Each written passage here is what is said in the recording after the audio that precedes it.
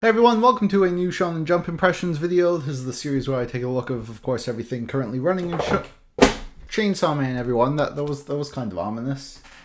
Don't do that again, please. The series where we take a look at all the stuff running in Shonen Jump, and I give you my updated thoughts on everything. This is like the 7th one at this point. You guys know what's going on. Up first, we have the stuff I've been keeping up with. My favorite, Chainsaw Man, of course, just got its first volume released in English. Go out and buy it. It's awesome. I know they fucked up the logo, but I mean, come on, it's Chainsaw Man. Like, come on now, you know, best shit ever. It's definitely having quite the wild arc. Things are absolutely bonkers right now, and I love every bit of it. There's also My Hero Academia. We finally got this sexy cover in English. Oh boy. I don't really have much new to say here. It's been absolutely crazy. Horikoshi probably has my favorite art in the magazine right now. I mean, Chainsaw Man has amazing art, don't get me wrong, but Hori's just been on to like a madman streak. We like to make a joke that, you know, every time someone slanders him, someone tries to get him canceled, he just grows stronger. I feel like that's true. Keep up the good work. You know that scene in Harry Potter? I know, you know, Harry Potter's cringe now. But you know that scene in the last movie where, you know, like there's a break from the battle and they walk through the castle and they just see that like 5 really important characters have been killed off screen?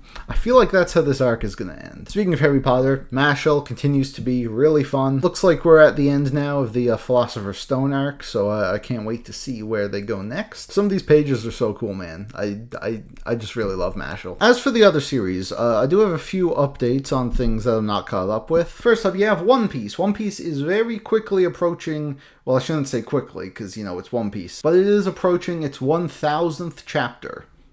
What the fuck? 1,000 oh my god! Oda, you're fucking, what are you... Ugh. I'm gonna catch up for it. That's what I've decided to do. I don't care where we are in the story right now. I'm about 50 chapters behind, and I'm going to start catching up. So when we finally get to 1,000, which looks to be in December or January, I'll be ready for it. And I am pretty excited because, you know, Oda historically has done some pretty big things at all the century marks. So yeah, I hope I continue to enjoy Wano, and yeah, we'll see how that goes. We Never Learn is a series that I have a complicated relationship with. You know, I used to like it, you know, as much as you can like a series like this, but this whole final arc, what they're doing, has left such a bad taste in my mouth. Like, it's such a lazy, lame way to go. I've called it abysmal before, you know, that's a bit of an exaggeration, but I really don't like what they did with this series. That being said, it will be ending soon. There really is not much left. It looks to end in November or December, so that is something I will also be getting around to, probably do a full series review for it, and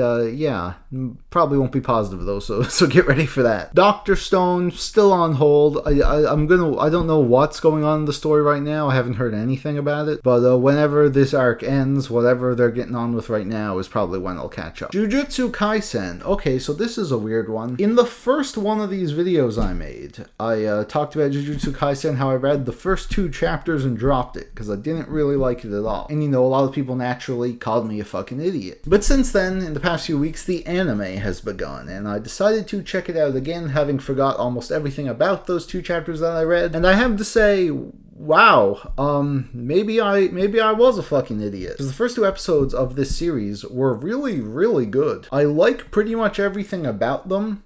I don't really know why, looking back, that I didn't like the manga at all, but I feel like that might have just been because I was reading a whole bunch of bland battle manga in a row that I didn't really give this one a chance. And also, of course, the fact that the adaptation that this manga got from Studio Mappa is really, really fantastic. Everything from the acting to the animation, the sound design, the atmosphere, it's all really, really good. So I'm definitely going to keep watching it, and assuming I like it all the way through, I'm definitely going to catch up to the manga. Because, you know, this is one a lot of people love. It's getting really, really popular. And now I think I'm starting to understand why.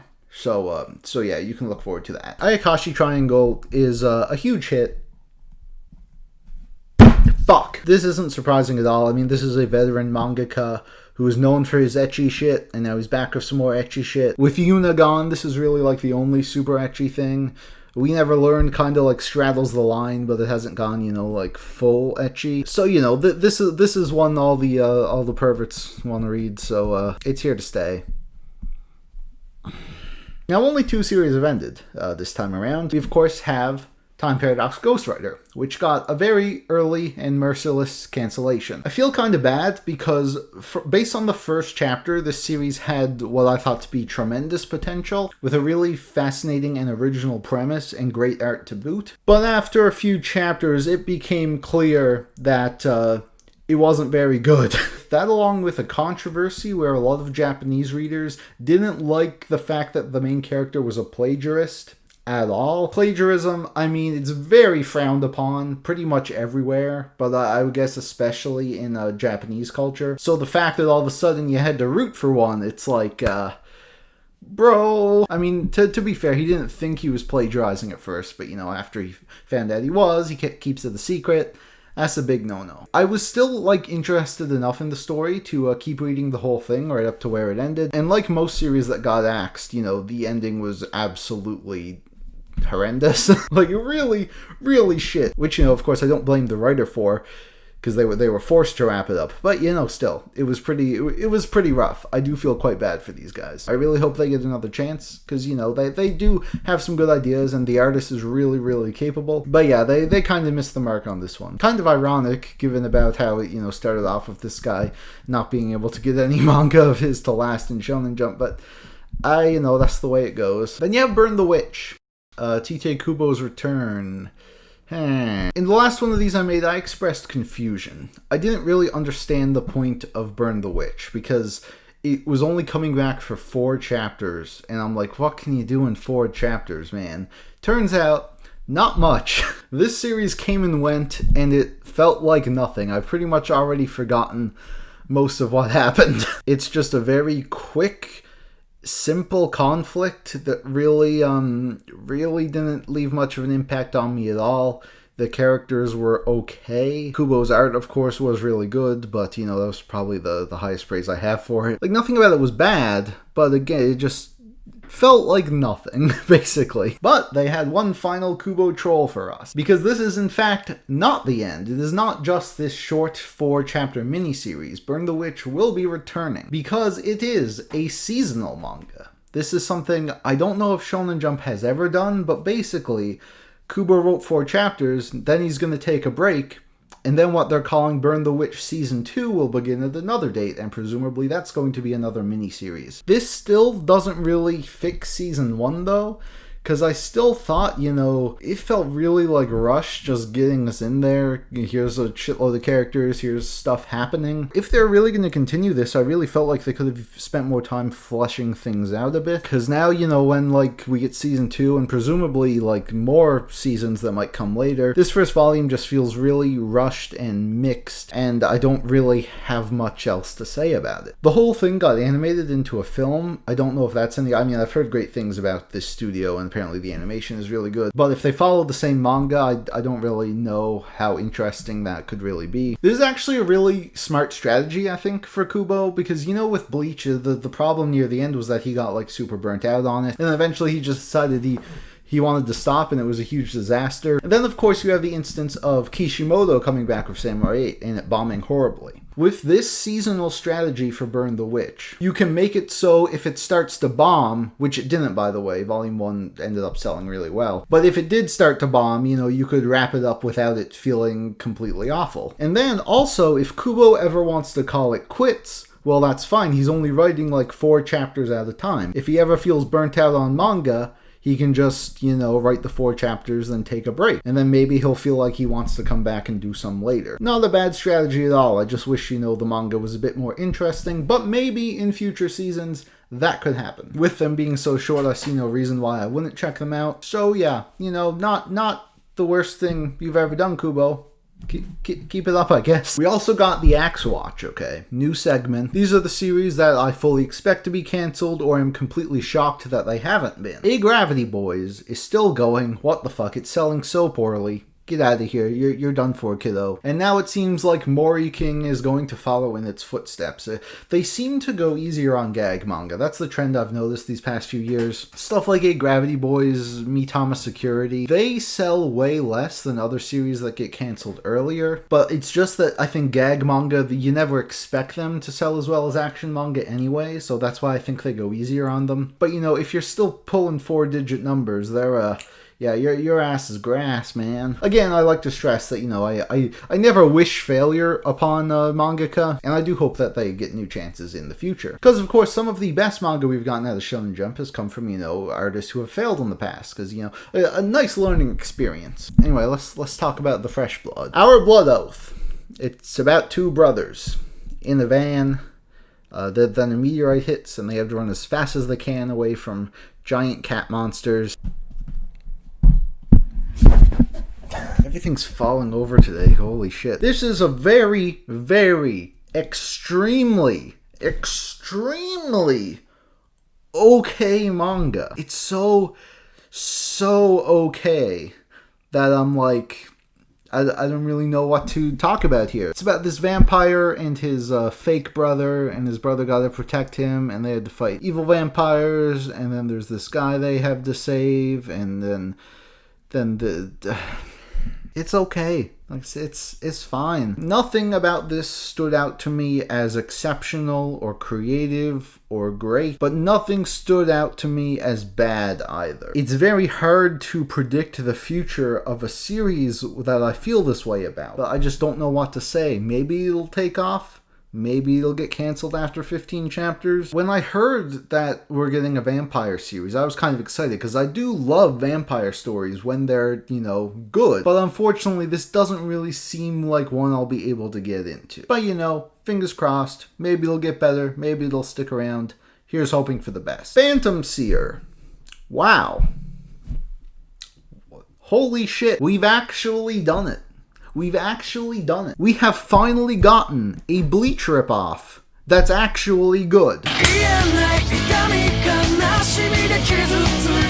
That's a bit mean. It's not really a Bleach ripoff, but you know, it has all the similar vibes. We have Iori here, who is a shaman. He works for his Chad of a sister, and he goes around, I guess, exorcising phantoms. There's this girl who can, like, predict when phantoms are going to attack. Phantoms, of course, being just these evil spirits who wreak havoc on humans. Absolutely, like, nothing new or original. It's all stuff we've seen before. But all that being said, it was pretty fun. Like, really, this mangaka knows what they're doing. The characters are, you know, fun and funny without being annoying. The few mini story arcs they've had have been, you know, interesting enough. The action has been cool. The art, while not, you know, super exceptional, has been pretty pleasant. It's all around just a pretty solid start. Again, absolutely nothing groundbreaking. Don't go into this expecting something like that. It takes a lot of stuff other series have done many times before,